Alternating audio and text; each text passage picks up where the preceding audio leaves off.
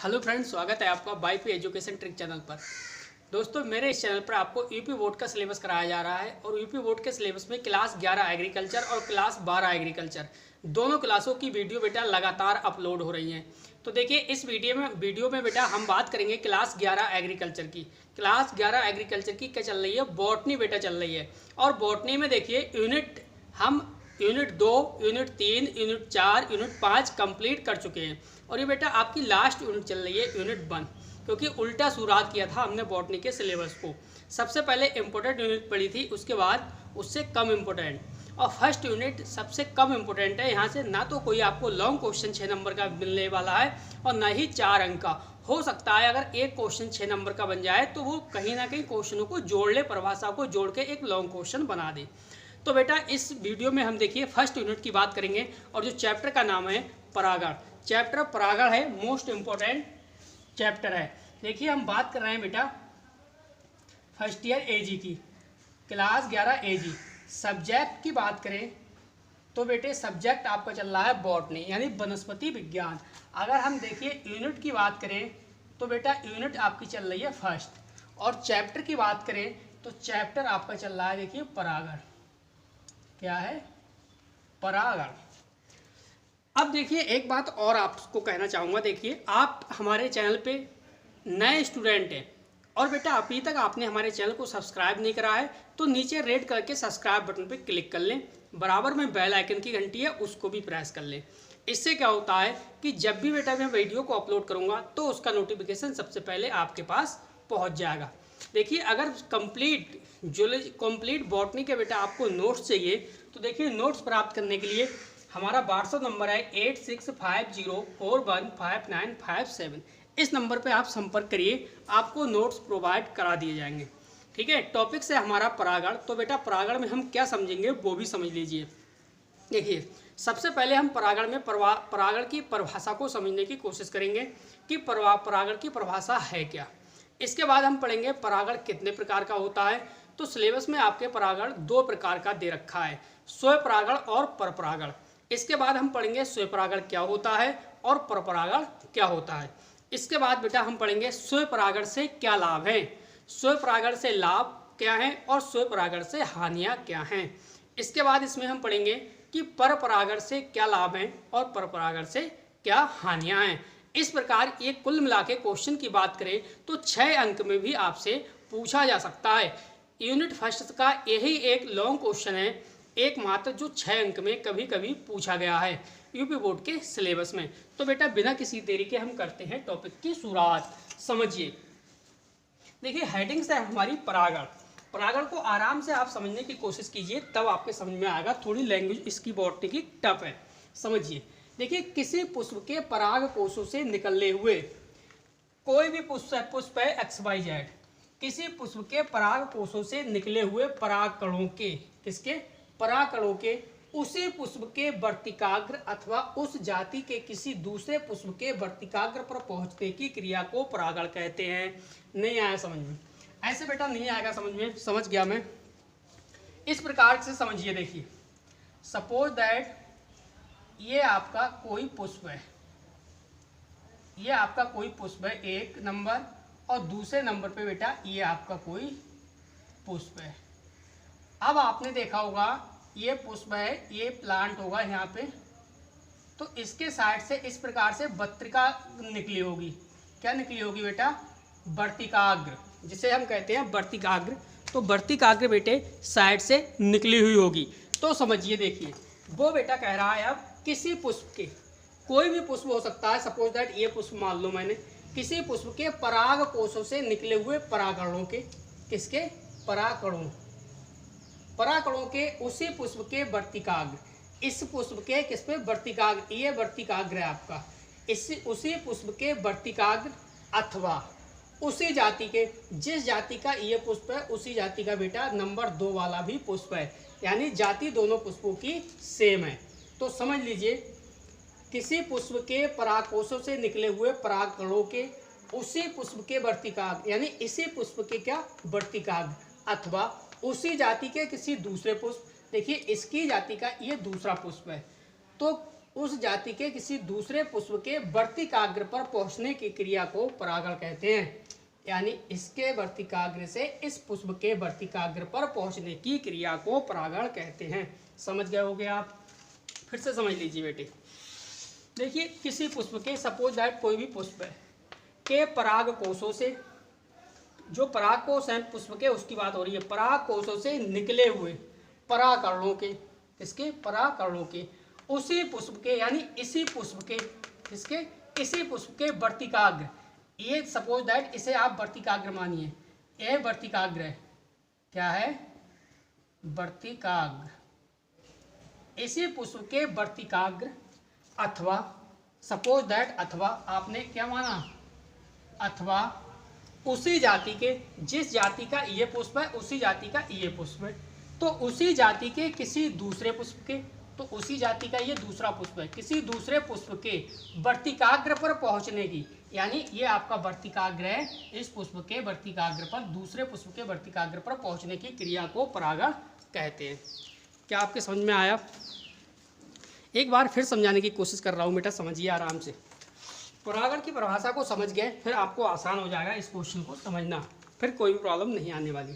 देखिए suppose that कोई भी पुष्प है, उस पुष्प के क्या है? परागकोश है। क्या है? परागकोश है। अब परागकोश से निकले हुए क्या है? परागण।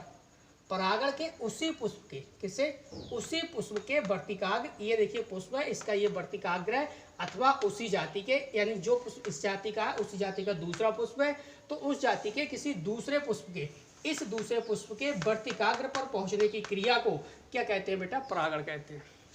आगे समझिए, अगली हेडिंग हमारी आ जाएगी परागण की परिभाषा के बाद कि परागण के प्रकार क्या हैं। क्या आ जाएगी? परागण के प्रकार। तो देखिए परागण के प्रकार को समझ लीजिए। परागण मेनली दो प्रकार का होता है, सामान्यतः दो प्रकार का होता है। पहला है परपरागण, दूसरा है स्वपरागण, या आप बोल सकते हो पहला स्वपरागण, दूसरा बोल सकते हो परपरागण, इसमें कोई भी प्रॉब्लम नहीं है। कोई सा भी पहले बोल दीजिए, कोई सा भी आप बाद में बोल दीजिए, ठीक है। तो बेटा सबसे पहले अब हम पढ़ेंगे स्वपरागण। क्या पढ़ेंगे? स्वपरागण। देखिए हेडिंग्स हमारी आ गई स्वपरागण। तो स्वपरागण क्या होता है उसे समझिए आप। देखिए बेटे, एक पुष्प के परागण, किसके? एक पुष्प के परागण उसी पुष्प के वर्तिकाग्र पर, यानी कोई एक पुष्प है, ठीक है, इस पुष्प के परागण और इसके ही वर्तिकाग्र पर, या उसी पौधे के किसी अन्य पुष्प पर, या इसी पौधे के किसी अन्य पुष्प पर, क्योंकि एक पौधा होगा, एक पौधे पे भिन्न भिन्न पुष्प लगे होंगे, तो एक पुष्प जब भिन्न भिन्न पुष्प लगे होंगे तो यही बात कह रहा है कि कोई एक पुष्प है, उसके परागण उसी पुष्प के वर्तिकाग्र पर, यानी वर्तिकाग्र पर, या उसी पौधे के, जिस पौधे पे वो पहला पुष्प लगा है, जिस पौधे पर ये पहला पुष्प लगा है, उसी पौधे के किसी अन्य पुष्प के, किसी अन्य पुष्प के, ऐसे करके समझिए आप।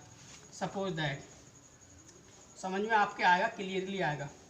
देखिए सपोज दैट ये बेटे मैं प्लांट ही बना दे रहा हूँ,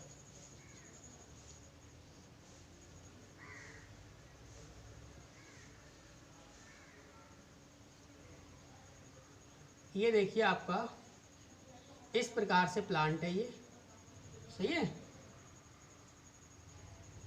और यहाँ पे ये बेटा पुष्प है, ये देखिए सपोज दैट पुष्प है, और ये भी आपका क्या है,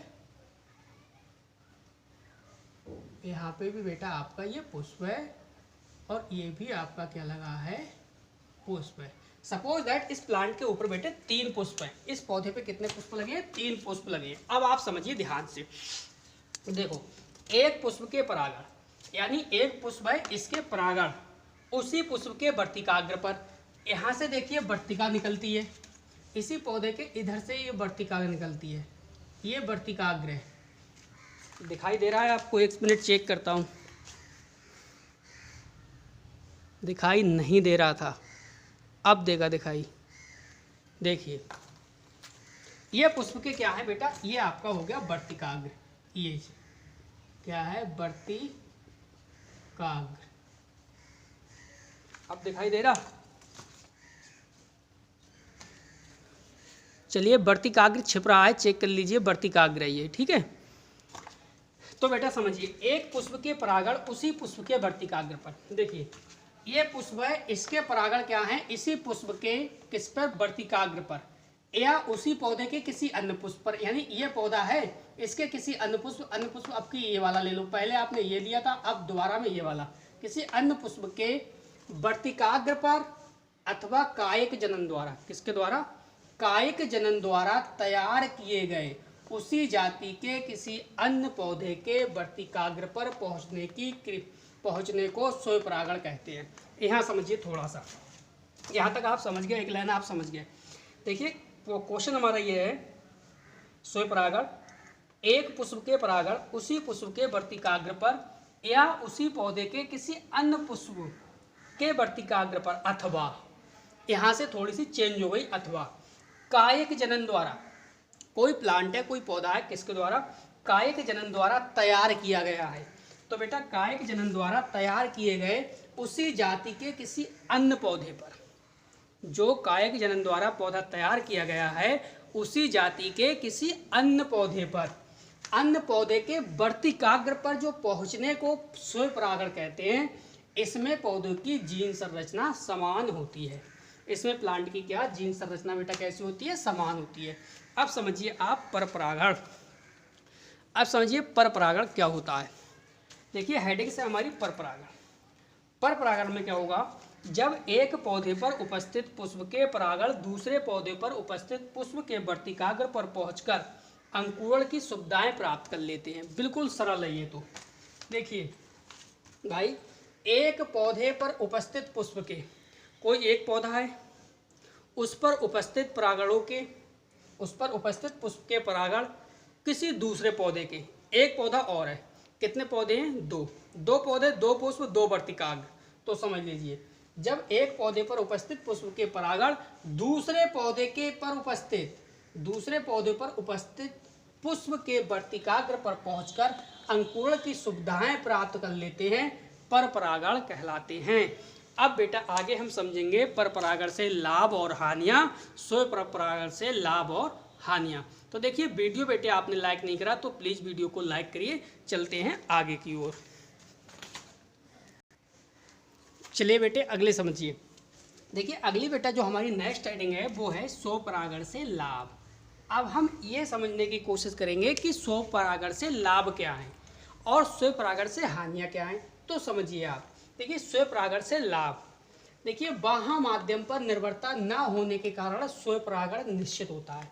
देखिए अगर आप परागण कर रहे हो तो देखिए परागण किस किस के माध्यम से होता है। देखिए भाई, कीटों द्वारा परागण होता है, वायु द्वारा परागण होता है, जल द्वारा परागण होता है। परागण कई प्रकार के यानी कई माध्यमों से हो सकता है। जब आप स्वयं परागण कर रहे हो तो क्या आपको कीटों की आवश्यकता पड़ेगी, जल की आवश्यकता पड़ेगी, वायु की आवश्यकता पड़ेगी क्या पौधे के लिए? नहीं पड़ेगी। तो बेटा स्वयं परागण में यही है कि बाह्य माध्यम, बाह्य माध्यम का मतलब जो बाह्य माध्यम ये लिखा है, इस बाह्य माध्यम का यही मतलब है कि बाहरी माध्यम ना तो जल की आवश्यकता, ना वायु की आवश्यकता, ना कीटों की आवश्यकता, किसी की आवश्यकता ना पड़ती है, इसमें नहीं पड़ेगी। क्योंकि बाह्य माध्यम पर निर्भर ना होने के कारण, अगर देखिए जो पुष्प है, जो पौधा है, पौधा अगर बाह्य माध्यम की बात करें, बाह्य जो माध्यम है वो कौन से माध्यम भाई? बाह्य माध्यम कीटों के द्वारा परागण होता है, जल द्वारा परागण होता है और वायु के द्वारा परागण होता है। अगर उस पर निर्भर ना हो तो उसके बाद क्या होगा कि स्वयं परागण होगा। पौधे में क्या होगा बेटा? स्वयं परागण हो जाएगा। तो इस पॉइंट का ये मतलब है, इसमें बाह्य माध्यम की कोई भी आवश्यकता नहीं पड़ती है। सेकंड पॉइंट है कि संतति में जाति के गुण वही बने रहते हैं। अब आप समझो कि कोई पौधा है, उसमें स्वयं परागण होगा, जब उसमें स्वयं ही परागण हो जाएगा तो जो उससे जो संतति उत्पन्न होगी उसमें जाति के गुण तो वही रहेंगे जो पहले थे, वही उसकी संतति में यानी संतान में गुण रहेंगे। इस प्रकार से समझिए वही गुण आ जाएंगे। इस प्रकार जाति की शुद्धता बनी रहेगी, तो इस प्रकार उसी की जाति की शुद्धता बनी रहेगी। यानी अगर शुद्ध देसी नस्ल है तो जो उससे संतान उत्पन्न होगी वो भी बेटा शुद्ध देसी ही होगी। ठीक है, इसका मतलब ये था। अब हमारा जो थर्ड पॉइंट है कि कर्मकों को आकर्षित। अब कर्मक कौन से होते हैं? कर्मक क्या है ये? तो बेटा कर्मक का मतलब है कीट। क्या है? कीट। जो बाहरी कीट होते हैं वो, यानी कर्मकों को आकर्षित करने के लिए, सीधे सीधे कह सकते हो आप, कीटों को आकर्षित करने के लिए रंग, गंध या मकरंद आदि उत्पन्न नहीं करना पड़ता है। यानी ना तो कलर चाहिए, कलर देख के कीट भागते हैं, गंध यानी सुगंध देख के पुष्प की भागते हैं, मकरंद देख के भागते हैं आदि इन्हें उत्पन्न नहीं करना पड़ता है किसमें बेटा, स्वयं परागण में। तो ये तो थे स्वयं परागण के लाभ। अब समझिए बेटे स्वयं परागण से हानि क्या है। देखिए जिस चीज से लाभ होगा उसी चीज से क्या होगी, हानि होगी। तो आप अब समझोगे हानि। तो समझिए बेटे, देखिए हानि में हम फर्स्ट पॉइंट समझेंगे कि स्वयं परागण है। अगर आप लगातार देखिए कोई भी पौधा हुआ, लगातार स्वयं परागण होते रहने से जो उसका बीज है, उत्पन्न बीज संख्या में भी कम हो सकता है और हल्के छोटे हो सकते हैं। यानी हल्का भी बीज हो सकता है और छोटे दाने का भी हो सकता है तथा अस्वस्थ भी हो सकता है, अस्वस्थ भी हो सकता है। इसका ये खतरा है, ये नुकसान है स्वयं परागण से। देखिए कैसे करके, आपने फर्स्ट पॉइंट जाना कि भाई लगातार अगर पौधे के अंदर ज़्यादा समय तक लगातार क्या होगा, स्वयं परागण होते रहेगा तो जो उत्पन्न बीज है उसके द्वारा वो बेटा संख्या में कम होगा। यानी संख्या, दानों की संख्या समझ लो, संख्या में कम, हल्के छोटे तथा अस्वस्थ हो सकते हैं। जैसे कि आपने सोचा होगा, आप जानते भी होंगे कि जब गेहूं की क्रॉप लगाई जाती है, गेहूं बोया जाता है खेतों में या धान की पौध डाली जाती है, तो आप कहते हो कि हाइब्रिड बीज को ले आओ। क्यों ले आओ हाइब्रिड बीज, कि जल्दी पक जाएगा, उसकी दर ज़्यादा होगी और हमारे खेत में ज़्यादा बीज निकलेगा। यही मतलब यहीं पे है कि आप अगर यही हाइब्रिड और देसी का यही मतलब है, यहाँ पे समझने की कोशिश कीजिए आप। देखिए लगातार स्वयं परागण होते रहने से उत्पन्न बीज होगा वो तो देसी ही होगा, घर का ही होगा। उत्पन्न बीज संख्या में भी कम होगा, हल्के होंगे, छोटे तथा अस्वस्थ हो सकते हैं। लेकिन सेकंड पॉइंट क्या है, हानि देखिए सेकंड, स्वयं परागण उत्पन्न बीजों से बने पौधे। भाई जिस पौधे के अंदर स्वयं परागण होता है उन बीजों से जो पौधे बनते हैं वो दुर्बल तथा अस्वस्थ होते हैं। कैसे दुर्बल तथा अस्वस्थ होते हैं, ये देखिए दुर्बल और अस्वस्थ। ये तो है बेटा स्वयं परागण से हानि।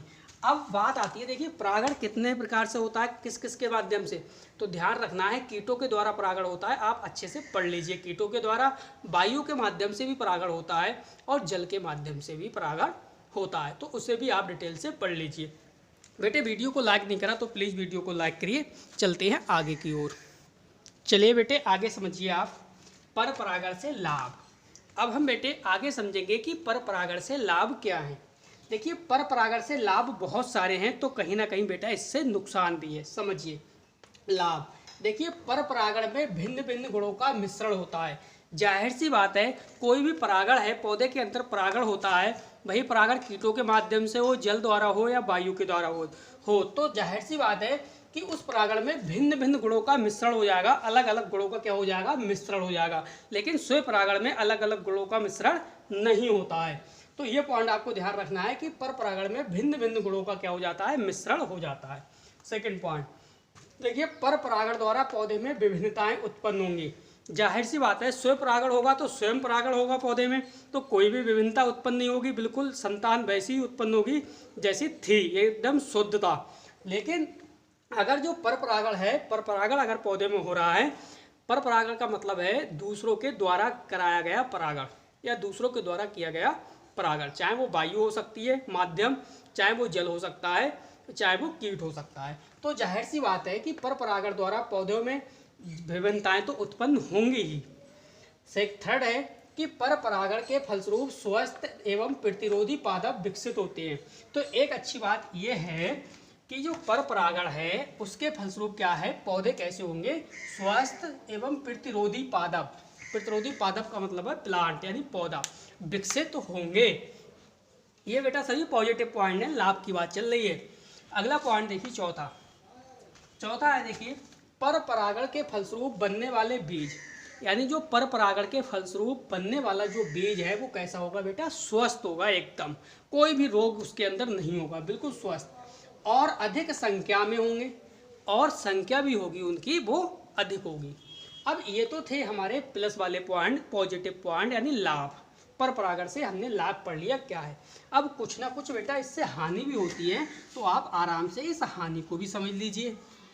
देखिए पर परागण से क्या हानि है, देखिए परिमाप, इसके किसके परिमाप, रंग, चमक, शहद, आकार आदि उत्पन्न करने में इन चीजों को सभी को क्या करने में, उत्पन्न करने में अनेक शक्तियों का अपव्यय होता है। अपव्यय का मतलब खर्च समझ लो आप, क्या खर्च करना पड़ता है। देखो किस प्रकार से, कुछ कीट ऐसे होते हैं जो चमक को देखकर आते हैं, कुछ कीट ऐसे होते हैं कलर को देख के आते हैं, कुछ कीट ऐसे होते हैं जो शहद यानी मिठास को देखकर आते हैं, कुछ आकार और प्रभाव को देखकर। अगर ये सब चीज सामग्री उपलब्ध है तो इस चीज को उपलब्ध कराने के लिए आपको क्या करना पड़ेगा, बहुत सारा खर्च करना पड़ेगा।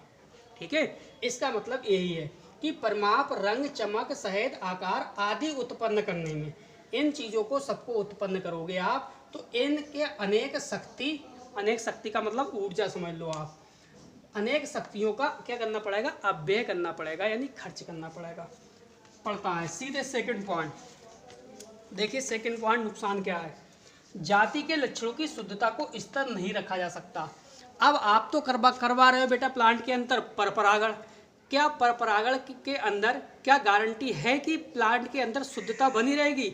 नहीं बनी रहेगी शुद्धता। क्योंकि शुद्धता नहीं बनी रहेगी क्योंकि परपरागण तो मिक्सर है, मिश्रण है एक प्रकार का, भिन्न भिन्न पदार्थों का क्या है, भिन्न भिन्न कह सकते हो कीटों का या जिसके द्वारा परागण होता है उन सबका क्या है, मिश्रण है।